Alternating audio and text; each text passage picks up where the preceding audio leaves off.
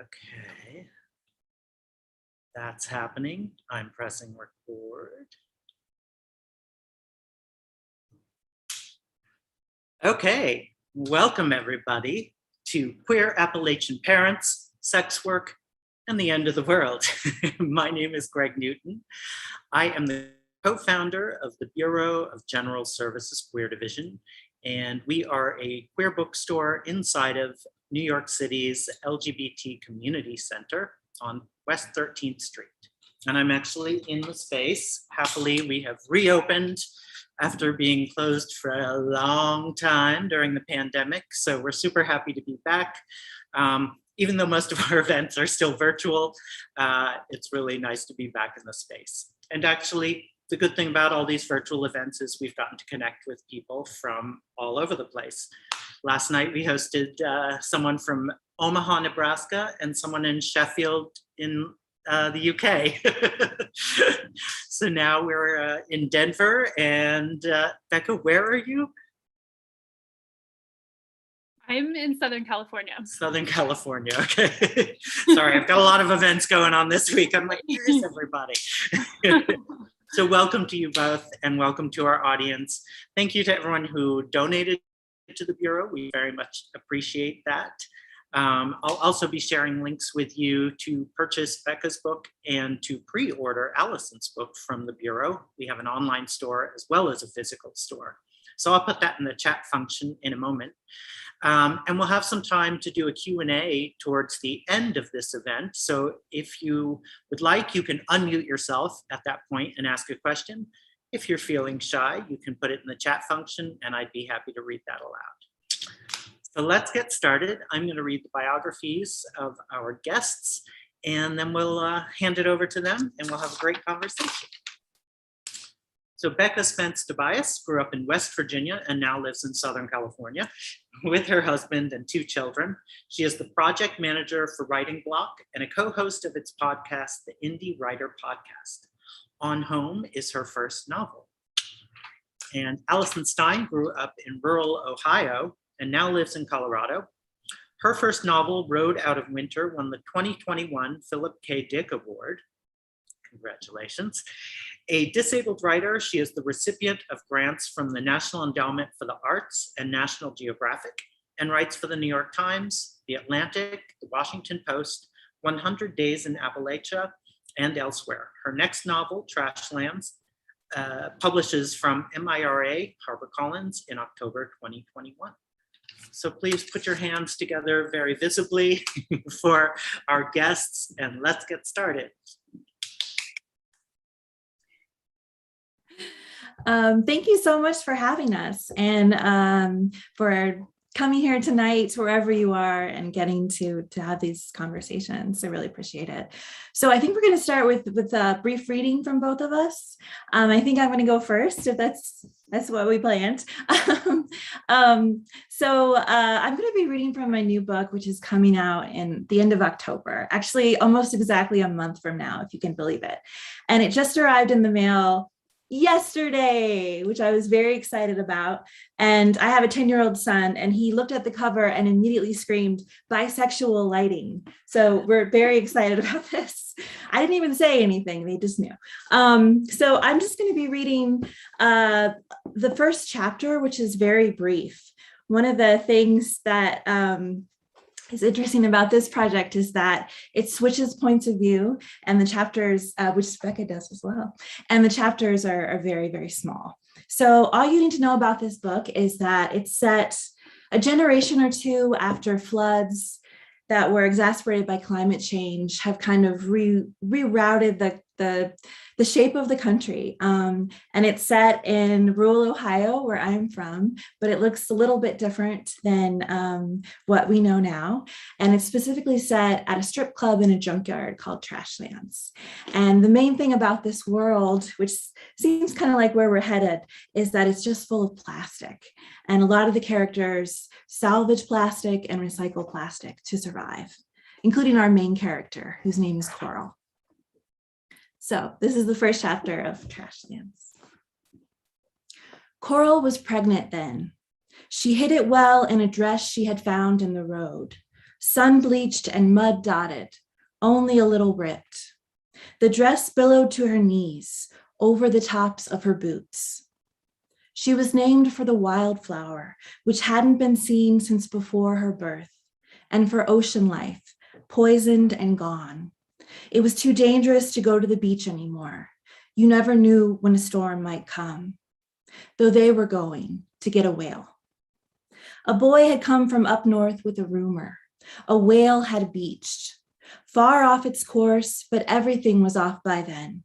The waterways, the paths to the ocean, its salt. You went where you had to go, where weather and work and family, but mostly weather, took you. The villagers around Lake Erie were carving the creature up, taking all the good meat and fat. The strainer in its mouth could be used for bows, the bones in its chest for tent poles or greenhouse beans. It was a lot of fuel for maybe nothing, but there would be pickings along the road, and there was still gas, expensive but available. So the group went, led by Mr. Fall. They brought kayaks, lashed to the top of the bus, but in the end, the water was shallow enough that they could wade. They knew where to go because they could smell it. You got used to a lot of smells in the world, rotten food, chemicals, but death was hard to get used to. Masks up, Mr. Fall said. Some of the men in the group, all men except Coral, had respirators, painter's masks. Coral had a handkerchief of faded blue paisley, knotted around her neck. She pulled it up over her nose. She had dotted it with lavender oil from a vial, carefully tipping out the little she had left. Mr. Fall just had a t-shirt, wound around his face. He could have gotten a better mask, Coral knew, but he was leading the crew. He saved good things for the others. She was the only girl on the trip, and probably the youngest person. Maybe 15, she thought. Months ago, she had lain in the ice house with her teacher, a man who would not stay. He was old enough to have an old-fashioned name, Robert, to be called after people who had lived and died as they should. Old enough to know better, Mr. Fall had said, but what was better anymore? Everything was temporary. Robert touched her in the straw, the ice blocks sweltering around them. He let himself want her or pretend to for a few hours. She tried not to miss him. His hands that shook at her buttons would shake in a fire or in a swell of floodwater, or maybe violence had killed him. News would stop for long stretches. The information that reached Appalachia would be written hastily on damp paper across every scrawled inch. It was always old news. The whale would be picked over by the time they reached it. Mr. Fall led a practice team. They would not bother Coral, were trained not to mess with anything except the mission. They parked the bus in an old lot, then descended through weeds to the beach. The stairs had washed away, and the beach, when they reached it, was not covered with dirt or rock as Coral had expected, but with a fine yellow grit, so bright it hurt to look at, a blankness stretching on. The others were knotting plastic laces around their necks, stuffing their socks into pockets. Go on, Coral, it's all right. Mr. Fall's voice was gentle, muffled by the shirt. Take off your boots. Coral had her job to do. Only Mr. Fall and the midwife knew for sure she was pregnant, though others were talking. She knew how to move so that no one could see. But maybe, she thought, as she leaned on a fence post and popped off her boot, she wanted people to see, tell her what to do, help her. He had to have died, Robert, and that was the reason he didn't come back for her. Or maybe he didn't know about the baby. People had thought there would be no more time, but there was, just different time moving slower, time after disaster when they still had to live. She set her foot down on the yellow surface. It was warm. It felt smooth, shifting beneath her toes. Coral slid her foot across, light and slightly painful. It was the first time she had felt sand. The sand on the beach made only a thin layer. People had started to take it. Already people knew sand, like everything, could be valuable, could be sold. Coral took off her other boot. She carried the boots under her arm. Much of the trash on the beach had been picked through. What was left was diapers and food wrappers and cigarettes smoked down to filters. Watch yourselves, Mr. Fall said. Down the beach, they followed the smell. They came around a rock outcropping, and there was the whale, massive as a ship run aground. The colors seemed not real. Birds were on it, the black birds of death, the enemies of scavengers, their competition. Two of the men ran forward, waving their arms to scare off the birds. All right, everybody, Mr. Fall said to the others, you know what to look for. Except they didn't, not really. Animals weren't their specialty. Plastic was. You ever seen a whale? One of the men, New Orleans, asked Coral. She shook her head. No. This isn't a whale, Mr. Fall said. Not anymore. They approached it. The carcass sunk into the sand. Coral tried not to breathe deeply.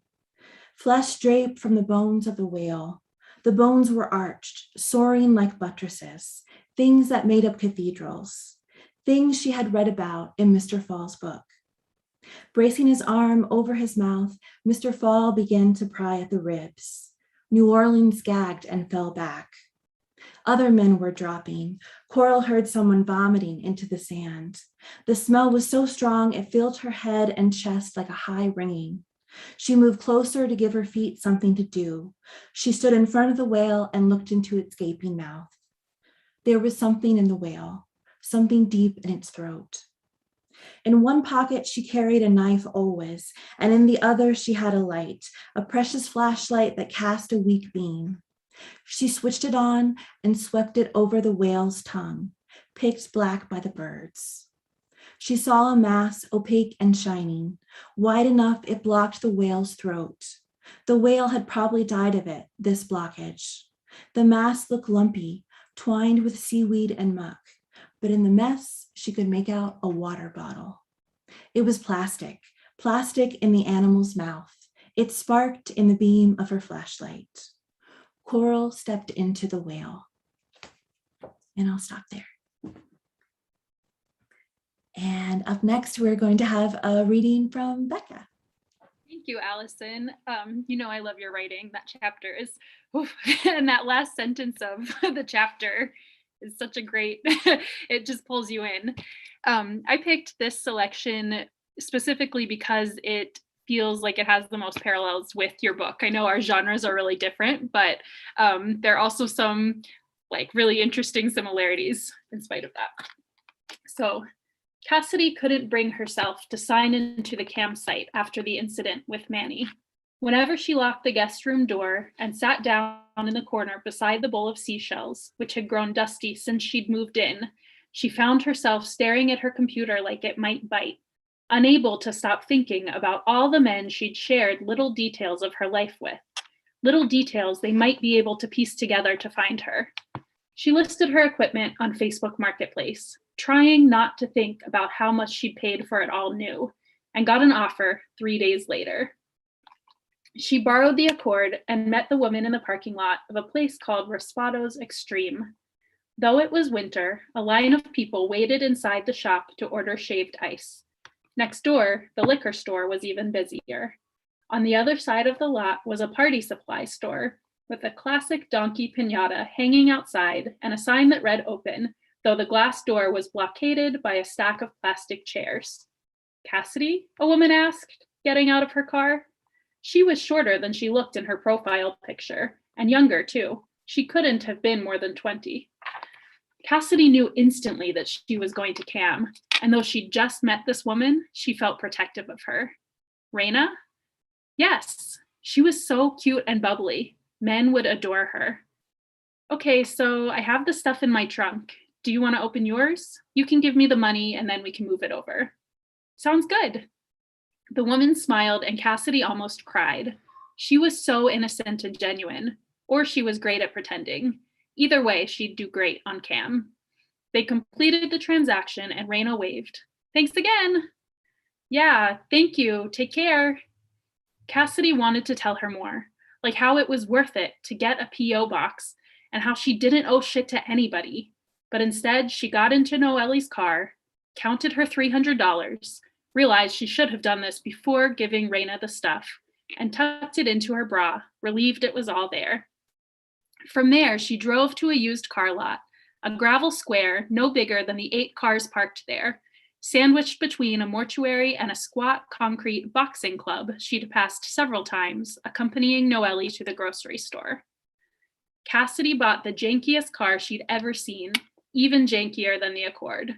Something rattled from the minute she turned the key to the minute she turned it off, and something else seemed to drag on the ground when she went over speed bumps. The tinted windows peeled and bubbled, and the clock blinked 0000, no matter what Cassidy tried. Noelle laughed when she saw it. Look, it was $300. What do you expect? I thought it might have a bumper. Cassidy's eyes widened, and she went around to the back of the vehicle. Oh my God, it doesn't have a bumper. I didn't even realize. It'll be fine. You're just going around Fontana. You don't even need to take it on the freeway. But when Cassidy got her first Instacart assignment that night, she realized the car wasn't fine. Its trunk wouldn't open. She piled the customer's bags into the back seat and wondered what to do with the eggs. With a sigh, she got into her seat and set them on her lap. The customer turned out to be an old white man with a yard full of German shepherds who jumped and barked and growled when she rang the doorbell. The man watched Cassidy from the doorway as she made several trips back and forth with the groceries, then closed the door without a thank you when she'd finished. When she looked back at the app, she saw he'd left her a $2 tip. She'd made $20 total from the job. The next customer ordered only a bouquet from the floral department and didn't tip. Cassidy made $3. The next ordered 15 boxes of Fruit Loops, a bottle of rubbing alcohol, and a case of freezer bags. There was a good sale, the woman said when she answered the door. She held a coffee mug that seemed to be full of orange juice. With her other hand, she yanked the first bag away from Cassidy and threw it on the couch behind her. Do you want to come in for a bowl? No, thank you, Cassidy said. She decided she was done for the day. People in person were just as weird as people online.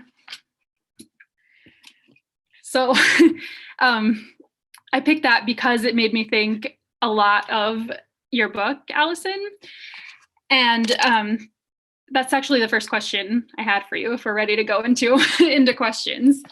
So in Trashlands, women are often forced to strip or forced to do sex work, but you make it really clear that that is not necessarily more degrading than any of the work that the men or the children have to do to survive.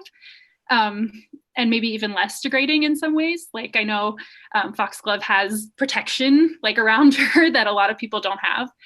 And I'm just wondering if you can talk a little bit about how apocalyptic times, either the ones we are currently living through or the near future ones that you write about, how they kind of highlight how exploitative all labor is. Yeah, that's a great question. And that's something that I was just thinking about the other day because I was having a conversation with someone and we brought up just the work and work in general. And I realized, and I never thought about this before consciously, but, you know, as someone who is from a more working class background, a farming background, I'm always, when I'm reading novels even, I'm always wondering, what do these characters do for money? You know, how do they afford food? How do they afford these apartments and these books? And, you know, as a writer, I always want to make sure and talk about that. I want to talk about how they afford their life, or maybe how they can't afford their life, you know. And I think one of the things that we're seeing now, obviously we're living in a very stressful time, unprecedented in some regards for what we're going through. And yet we still have to make money somehow, you know. The rent is still due. Groceries are still very expensive, more expensive than ever, you know. And so we still have to get up every day and work, even if the work is on a computer screen, it's still work.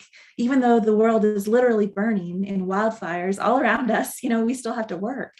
And so I thought, even in an extreme situation like a post-apocalyptic story, you know, people would still need to work. They would still need to find food somehow. Food just wouldn't be given to you, you know? And so there is a lot of work in the story, and everyone does have their job.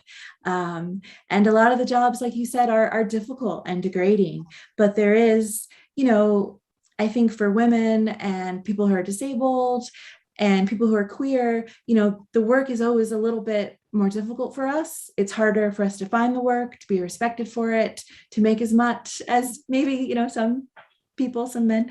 And so I think that continues even in the world of the book. You know, there is a character who's a reporter at a newspaper in a city, and it's a man, you know, it's probably a straight man. But the women and the queer characters, you know, they work at a strip club, or they salvage plastic, or, you know, they do the work that other people don't want to do so much. And that even continues in the book with children, which do the work that people really don't want to do, the really dirty stuff, which is like sorting through the plastic. So yeah, that's something that I think about a lot. And I was really struck with that in your book as well, too. The idea of work and what's degrading and what's not, and people's view of those jobs. Thank you. I'm glad you read the first chapter today, because one of the lines that really struck me is about the time after disaster when we still had to live, which you kind of touched on a little bit. And it made me think of Tori Peters and her book, Detransition Baby, and how she says that, or she said that she wrote it because there's so much literature about like the process of coming out or the process of transition, but there's very little about what happens after. And I love that you wrote about what happens after the apocalypse is already taking place. So do you have any thoughts maybe as a writer about writing after the apocalypse? Like how did you approach the after?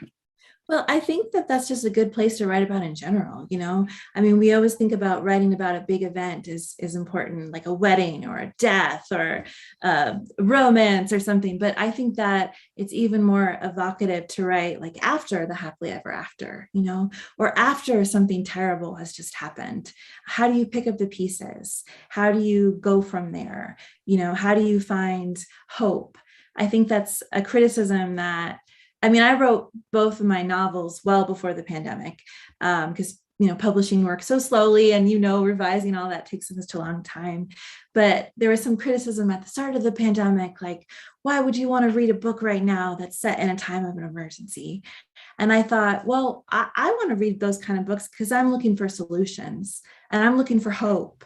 You know, not only distractions, like this apocalypse is different than our current apocalypse, but also, you know, how do people keep going? How do they find families?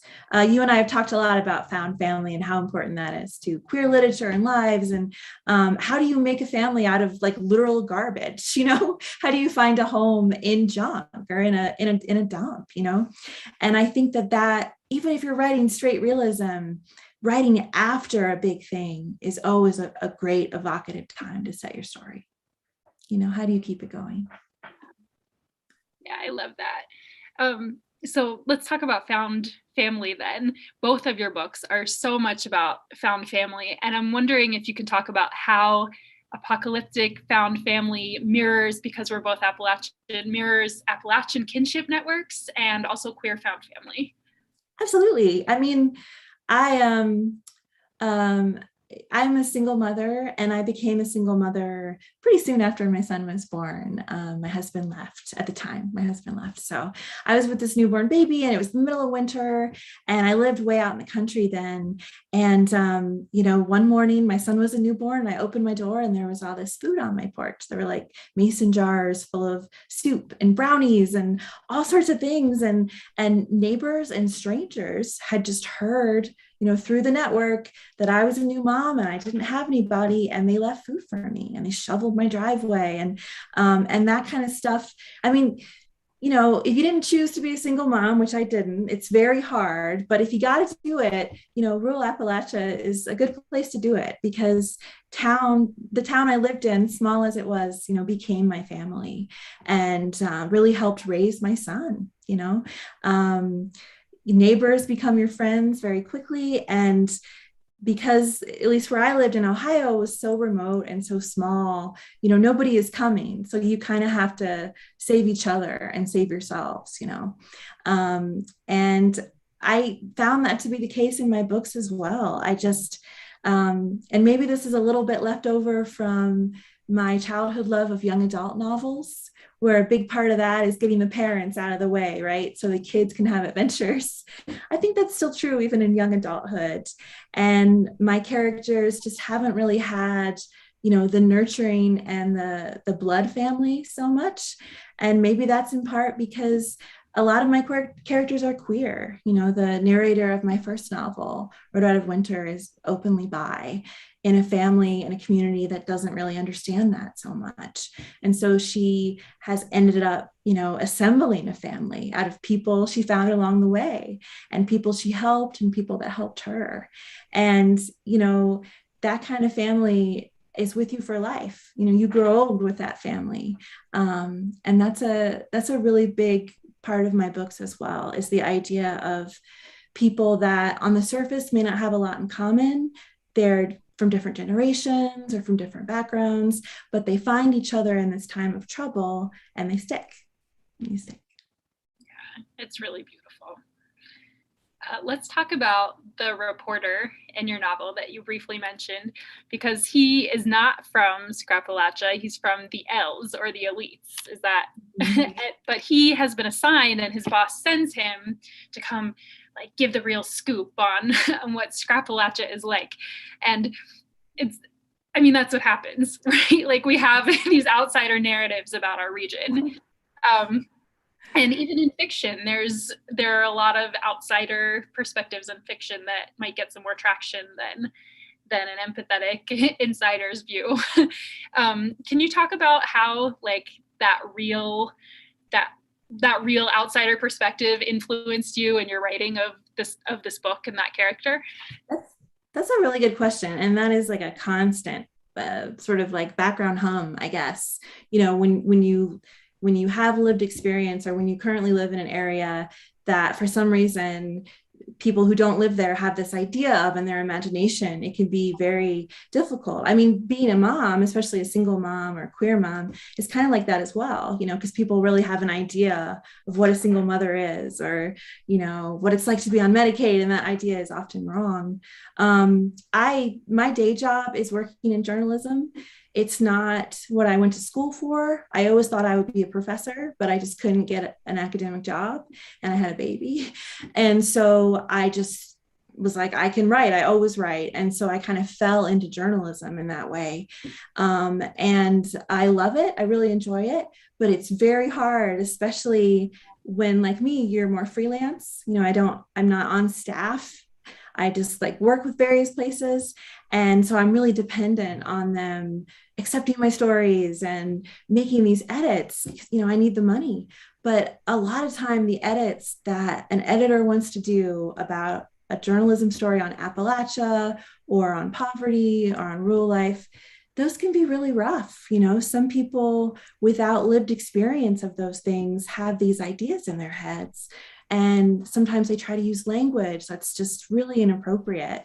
I remember once I was writing this news piece, I think it was on, maybe it was on school lunches or school bus drivers, something in Appalachian, Ohio. And the editor inserted this language, the impoverished. And I was like, I'm not going to use that language. That's really inappropriate and insulting to me. So it's a difficult thing. And it's really hard to, I think we're finally starting to come around to realize that, hey, people with lived experience of a community should write about that community, right?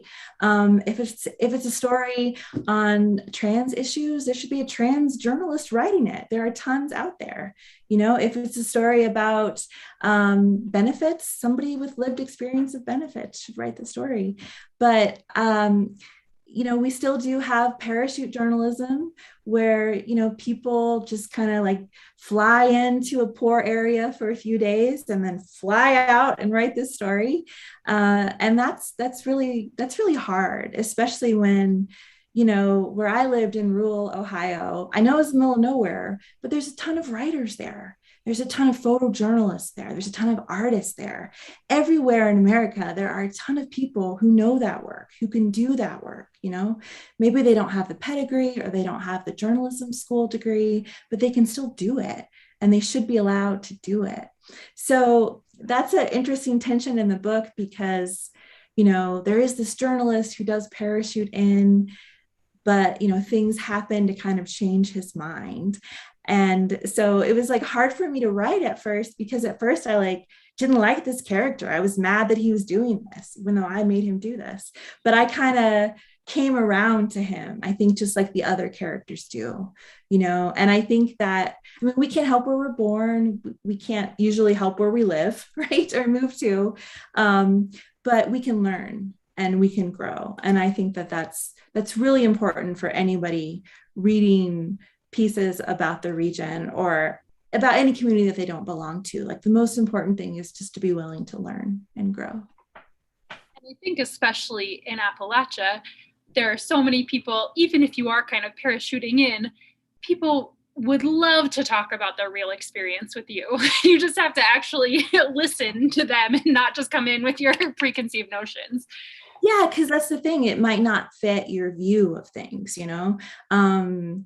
I have lived below the poverty line since my son was born, and it's very hard, but there's also a lot of joy. I lived in a very old house in rural Appalachia, but it was still really nice. I had a nice porch. I had loving neighbors. You can still be happy in that situation. And I wanted that in my book too, that even though the characters live in what many people would consider like intense poverty and a bad situation, they still have parties, they still love each other, they still fall in love, they still have a good time. You can still have joy.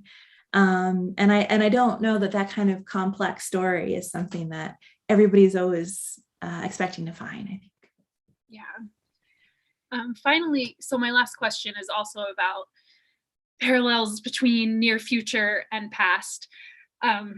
The residents of Trashland in your book get in trouble when they grow their own food because they're supposed to buy food from the strip club. And as soon as I read this, probably only somebody from Appalachia would immediately go there. I was like, oh, it's like Colescript. So I'm wondering if you could talk about the parallels between the apocalypse we're heading toward and the ways that Appalachia has historically been exploited.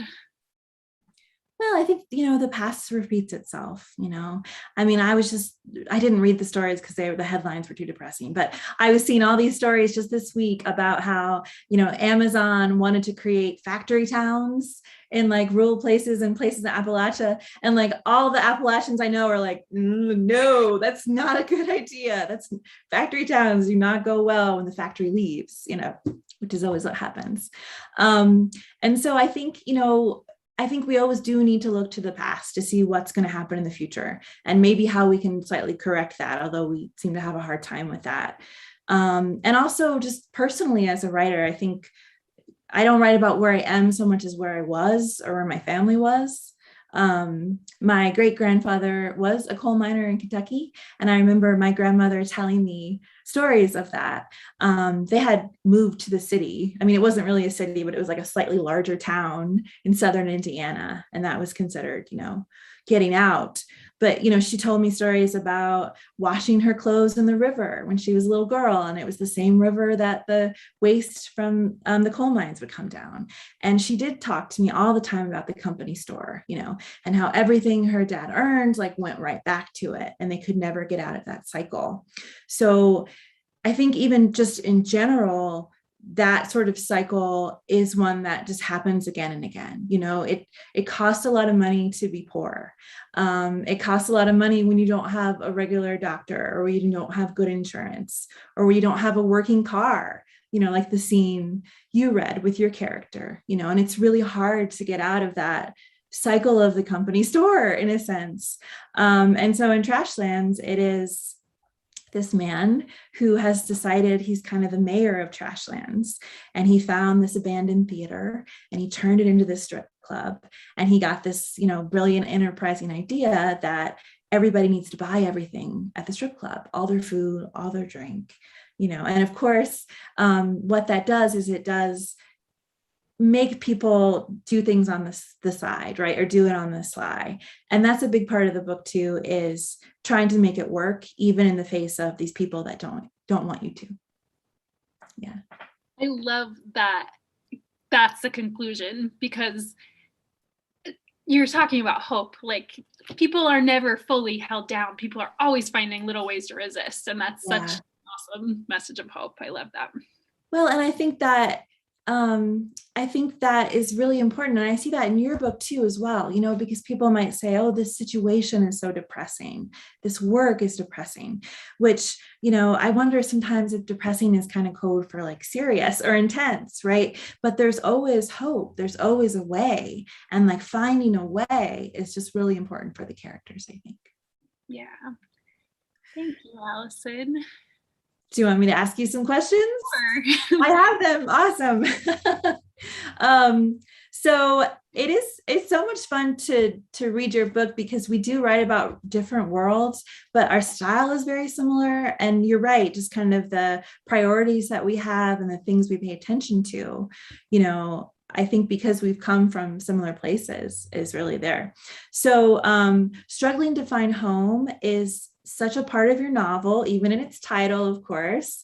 And it's something that I really relate to as, an Appalachian transplant. I mean, there's a line in the book where you talked about your character really missed green, like having moved out west. You're like, oh, I feel that living in Colorado. I'm like, where are the trees? It's a really different landscape, but just in general, looking to find a place to belong is a big part of the novel. So I'm wondering if you could talk about what home means to your writing, or how did you set up home for your characters, or the idea of home? Yeah, home is the central theme of everything I write. And I feel like even in the really different genres, like I'm writing a nonfiction book about the punk scene in North Central Appalachia in the early 2000s. And then I have, it's for WVU Press. And like that, with this, it's a novel, an intergenerational novel, and like a very specific nonfiction history, but it's still the same story. It's about women trying to find their place and trying to figure out whether that's West Virginia or not. So I feel like whatever I'm writing, that's kind of the central theme. And that's just because that's the central theme of my life, I guess, is trying to feel at home, trying to feel like, okay, where am I settled? Where do I feel like I have arrived? And I used to think that that was just kind of the central theme of everybody's life, until I had a birth chart reading from my dear college roommate. And I'm very skeptical of astrology. I think it's like a nice tool for introspection, but I'm very skeptical about like the reality of it. But what she said when she looked at my birth chart was, oh, you're in a constant struggle between finding home and feeling settled and wanting to be away and having adventure. And I said, that's not the constant struggle in everybody's life. I thought that was just being a human. And she said, no, that's you. And so I do think I do feel like that's why I write about it. And even though it might not be everybody's central struggle, I do think it's a pretty relatable one. But, it's not, like you're saying, it's not always place. So what I want to come across in my writing and for my characters is that maybe whether or not they end up in West Virginia is not the important part. And actually, I will say that throughout drafts of this book, that ending changed. So in some of them, she ends up staying. In some of them, she ends up staying away. But the important part is that I think all of my characters figure out how to find that found family and find that community and feel at home wherever they are, and really feel at home in themselves is the important part. And the thing you said about the struggle between like wanting to stay somewhere and have home and have adventures, the thing I thought instantly when you said that too is like, that sounds like motherhood. That sounds like parenthood. I want to be responsible. I want to be there for my son. I also wish I could just go off and do a writer's residency in Alaska or something, or why didn't I, when I was younger, why didn't I travel around the country in a van? I don't know why I didn't know to do that before I had a baby. Struggle between possibly can to another human, and also like needing space. Right. Exactly. Which, our culture doesn't always support parents. I think especially mothers talking about that, like acknowledging that. So that kind of leads into a question that I wanted to ask you. I saw a ABC Book Reviews podcast where you gave a really good interview about writing while being the parent of small children. And I really loved that because it was quite real.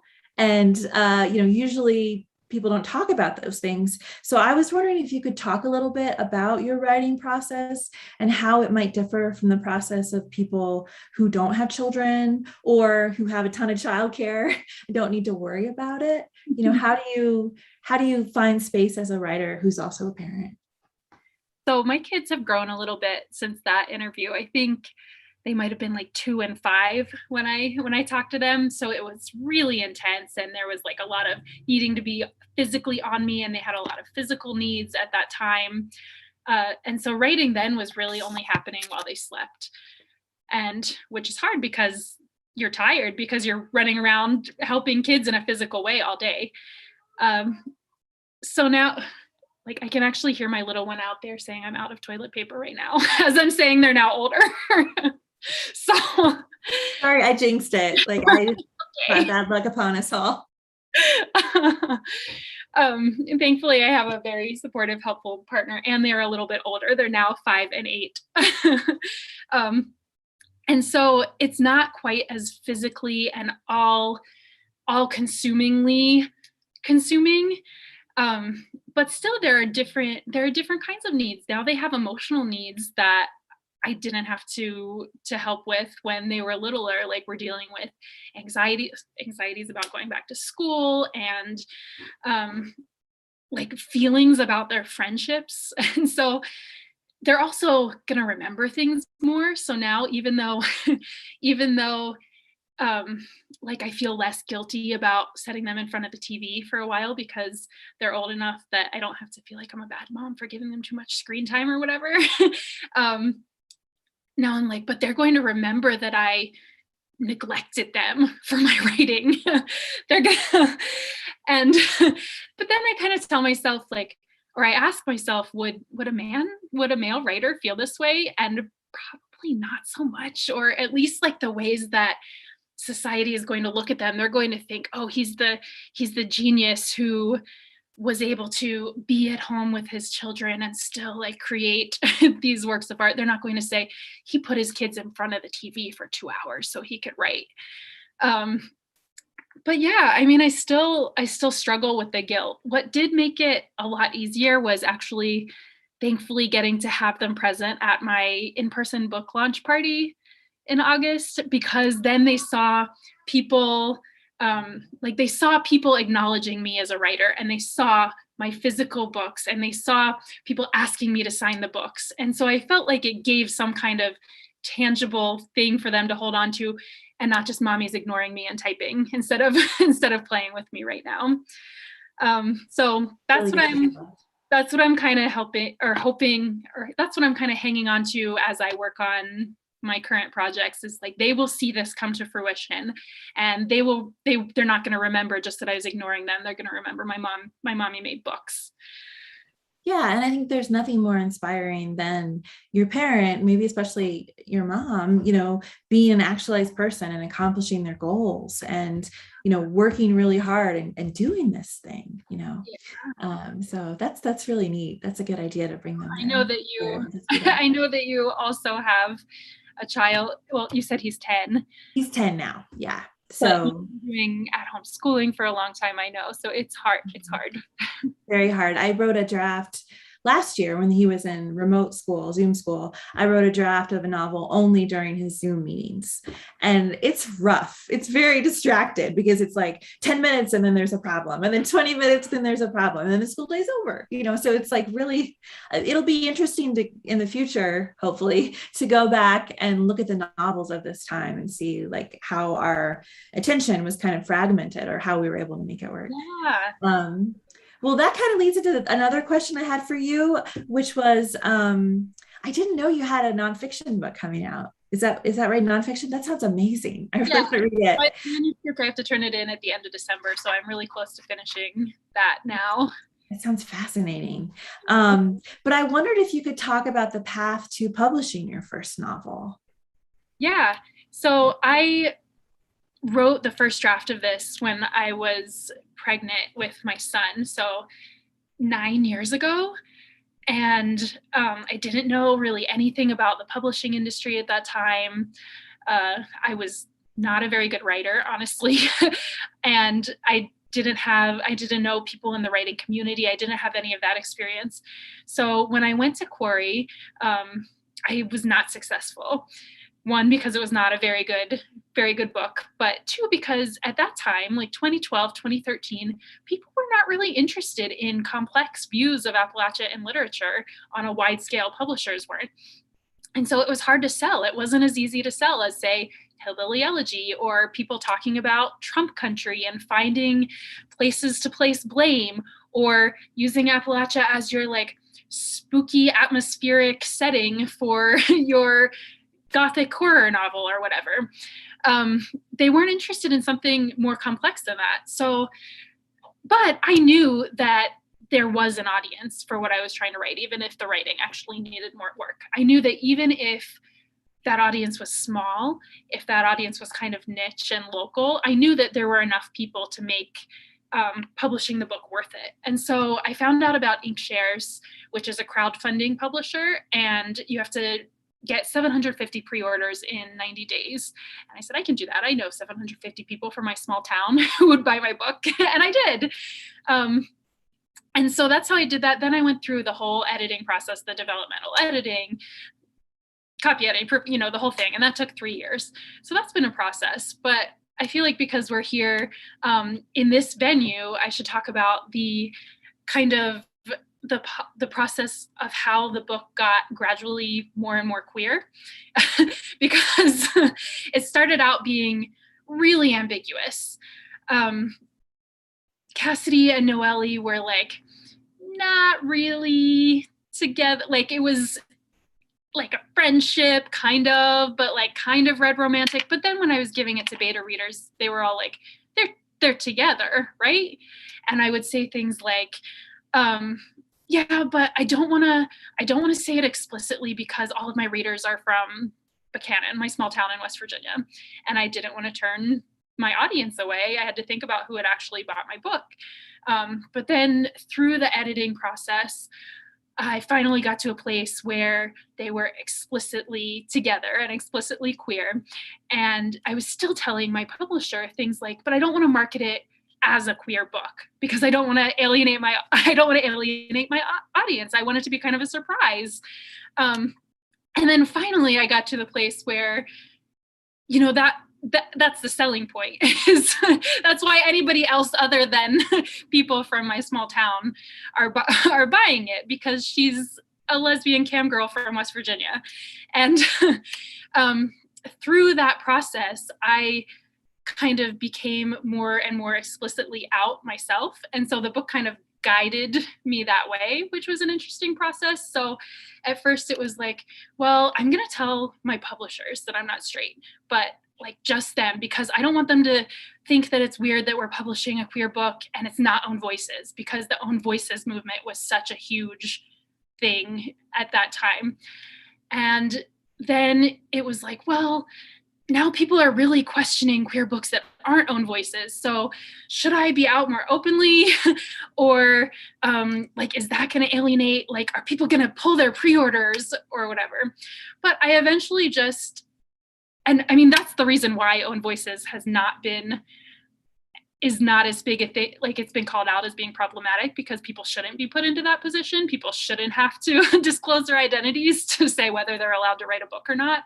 But in my case, it ended up being like really a gift because I ended up being out. I ended up having the book be more explicitly queer, and nobody cares. I mean, people love it.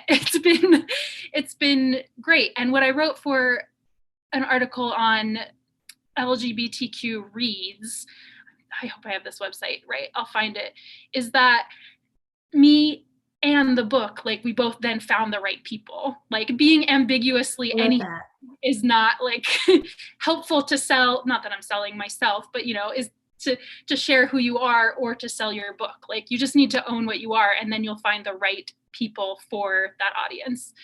So that's been a journey. I totally agree with you. And I feel like I was on a similar journey, and I feel like people are starved for those kinds of books. I mean, this is the kind of book, those are the kind of books that I wanted when I was a teenager, and when I was in college, even the first part of college, like, I didn't, we certainly weren't reading those kind of books. We weren't assigned them in school, but they were also impossible to find, And so I kind of had an interesting experience in that my publisher didn't want to market my books as explicitly queer, but I was trying to sneak in some language in there. So, like, it was really important to me that found family was on the back cover. Like, that's my code word, we'll find each other. But it's interesting that, it's like we're finally coming out of the woods and being able to talk about these kinds of books and to celebrate them more, which is like thrillingly exciting, I think. It is. Yeah, there's so many good queer books now. Like, it's my reading list is unmanageable. Yeah, it's really exciting. So I have one more question for you, but I did want to, we have, like, I don't know how long you want to go, like maybe 5 minutes left. If anybody else wanted to ask a question, I'm certainly happy to ask mine, but I'm also, if somebody else would like to, has a burning question they want to make sure they get in there, wanted to give them time.